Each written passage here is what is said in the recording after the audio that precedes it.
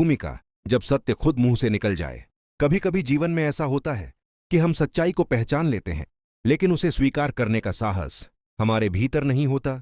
हम जानते हैं कि कौन सही है, कौन गलत है, फिर भी अहंकार हमें उसी रास्ते पर चलाता है जो अंततः विनाश की ओर ले जाता है। गीता का यह श्लोक ऐसे ही एक क्षण को दिखाता है।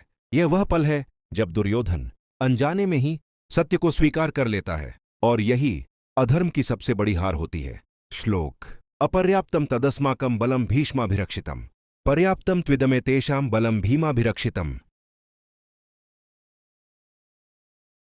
यह श्लोक युद्धभूमि में बोला गया है, लेकिन इसका युद्ध मन के भीतर चल रहा है। सरल हिंदी अर्थ: दुर्योधन कहता है, भीष्म जैसे महान योद्धा द्वारा सुरक्षित होने के बावजूद हमारी सेना अपर्याप्त है, और पांडवों की सेना भीम द्वारा सुरक्षित होने के कारण पर्याप्त और मजबूत है। ध्यान दीजिए, अपर्याप्त, पर्याप्त, ये शब्द दुर्योधन के मुंह से निकलते हैं। कोई और नहीं, खुद अधर्म का नेतृत्व करने वाला सत्य को स्वीकार कर रहा है। दुर्योधन जानता है उसकी सेना बड़ी है, उसके पास भीष्म है, उसके पास महारथी हैं, फिर भी वह कहता है अपर्याप्त। क्यों? क्योंकि संख्या कभी भी धर्म को नहीं हरा सकती। भीष्म धर्म को जानते थे और दुर्योधन इसी बात से डरता था। भीष्म शरीर से कौरवों के साथ थे, लेकिन मन से धर्म के साथ, और यह द्वंद्व दुर्योधन की नींद छीन चुका था। दुर्योधन भीष्म का नाम लेता है, लेकिन उसमें गर्व नहीं, डर छुपा है, क्योंकि वह जानता था भीष्म अधर्म के लिए नहीं लड़ेंगे। वे लड़ेंगे, लेकिन मन से नहीं, और जहां मन नहीं होता वहां विजय नहीं होती। यह श्लोक हमें सिखाता है केवल बड़े नाम, केवल प्रतिष्ठा, केवल शक्ति पर्याप्त नहीं होती। अब ध्यान दीजिए, दुर्योधन पांडवों की सेना के लिए पर्याप्त शब्द का प्रयोग करता है, और उसका कारण बताता है भीम।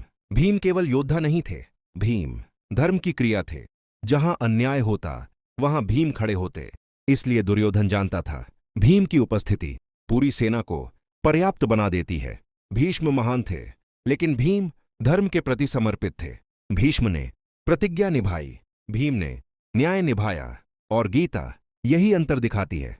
प्रतिज्ञा बिना धर्म और धर्म बिना अहंकार दोनों अलग चीजें हैं। ये श्लोक बताता है जब कोई व्यक्ति सच जान लेता है तो उसका डर शब्दों में झलकने लगता है। दुर्योधन अपने ही मुंह से अपनी हार की घोषणा कर रहा है, लेकिन फिर भी वह युद्ध रोकता नहीं। यही अहंकार की अंधता है।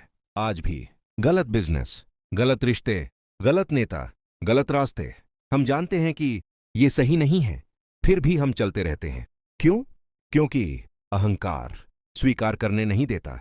गीता हमें सिखाती है सत्य को देख लेना काफी नहीं, उसे स्वीकार करना ही असली साहस है। यह श्लोक सिखाता है धर्म की शक्ति मौन होती है, अधर्म शब्दों में डर दिखाता है। सत्य देर से नहीं हारता, अहंकार खुद अपनी हार बोल देता है। यदि आज आप किसी गलत रास्ते पर हैं, सच्चाई जानते हैं, लेकिन स्वीकार नहीं कर पा रहे, तो यह श्लोक आपके लिए है। गीता आपसे पूछ रही है, सत्य दिख गया, अब क्या करोगे? अध्याय 1 का श्लोक 10 हमें यह याद दिलाता है सत्य को नकारा जा सकता है, पर बदला नहीं जा सकता। यदि यह कथा आपके मन तक पहुंची हो तो इसे आगे बढ़ाइए, क्योंकि धर्म तभी जीवित रहता है जब उसे साझा किया जाता है। जय श्री कृष्ण, जय सनातन। आज का वीडियो कैसा लगा कमेंट में बताओ। अगर वीडियो अच्छा लगा तो वीडियो को लाइक और चैनल को सब्सक्राइब करो, और बेल आइकॉन भी दबा दो, ताकि कल आने वाली वीडियो सबसे पहले आपके पास आ जाएगी। धन्यवाद। जय श्री कृष्ण।